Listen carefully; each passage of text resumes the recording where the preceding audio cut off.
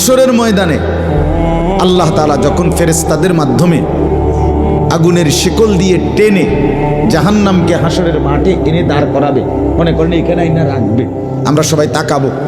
এরকম হাসরের মাঠে যখন জাহান্নামকে আনা হবে, এই জাহান্নামের দিকে এক নজর তাকাইয়া হাসরের ময়দানের সমস্ত নাফরমান পাপী বেঈমান আবারও বলবে আল্লাহর কাছে, রব্বানা আখিরনা ইলা আজালিন করিব, আল্লাহ একটু সময়ের জন্য দুনিয়াটা আবার ফেরত দেন, হায়াত আবার ফেরত, সময়গুলো আরেকবার দেন, আরেকটু সময় দেন, নজিব দাওয়াতাক, আপনার সব কথা তখন মেনে নেব, ওয়ানাত্তাবিউর রুসুল,